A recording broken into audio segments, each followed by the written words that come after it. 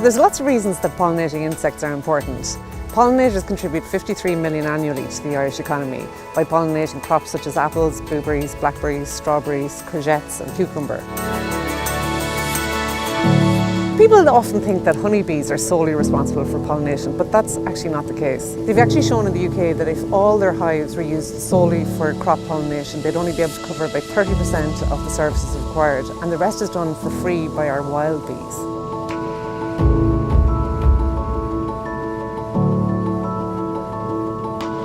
So in Ireland we have one honeybee, 20 types of bumblebee and 77 solitary bees. Since 1980, over half of our wild bee species, the 98 species we have in Ireland, have suffered huge declines, and 30% are now at risk of extinction. So there's a few reasons for those declines. The main one being hunger. There just aren't enough flowers in the landscape to support our bees. Another is homelessness. There aren't enough safe nesting sites. And then there's problems with pesticides, disease and climate change. So this is why the All-Ireland Pollinator Plan was launched in 2015. And the reaction has been absolutely fantastic, and over 80 partner organisations have come together to work on this shared plan. Schools, universities, homeowners, farmers, national parks, businesses and councils can all help to support pollinators. Farmers have the greatest role to play in making the pollinator plan work. So in order to provide advice for them and what they can do on their farms to help bees, we've produced our Farmland guidelines. Low intensity agriculture, which we had in Ireland for generations up until the 70s or 80s, was actually really pollinator friendly because there was lots of flowers and less chemicals. Modern agriculture isn't so pollinator friendly. But the good news is, and this is a good news story, is that we can change that. We went through a consultation phase with farming organisations and farmers to come up with really easy, straightforward and evidence-based actions that they can take to help bees. And the actions we've recommended don't just benefit pollinators, they also benefit farmers, not least by helping support that green image of Ireland abroad. Pollinators are responsible for 78% of pollination of all flowering plants in Ireland. So that colourful landscape that we sell abroad through our exports is actually tied in with that. We need pollinators to provide that. The first action is about maintaining native flowering hedgerows. So we all recognise the Irish landscape through our patchwork of hedgerows.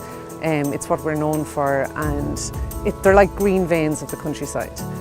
But the key is to let them flower. A lot of the time we have tightly clipped hedges that don't flower and they offer no food for bees. So when the queen bee comes out of hibernation in early spring, she has to visit 6,000 flowers every day just to gather enough food to brood her first batch of eggs.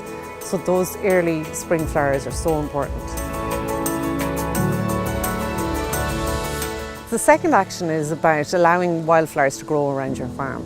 So these aren't rare plants or showy flowers. These are the small native wildflowers that we tend to think of as weeds. The clovers, knapweed, bramble, ivy, bird's foot trefoil, and things like dandelions. So dandelions, we cannot overemphasize how important dandelions are for bees, especially in early spring. They're one of the first flowers to come out. So if we can just start to see them differently, they provide really important food source for bees.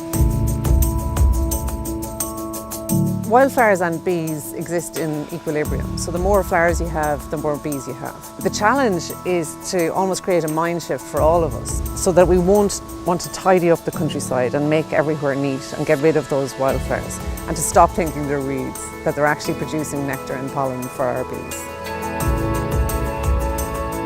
So another action is around creating nesting places for bees on farms. So bumblebees just need long grass at the base of a hedgerow, and solitary bees just need bare exposed earth. So it's very easy to create nesting places for bees on farms.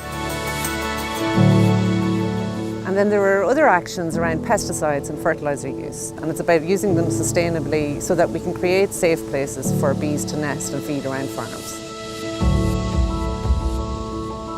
So if you want to go onto our website, pollinators.ie, you can download the Farmland guidelines there, and there's also lots of tips and resources on how to help bees.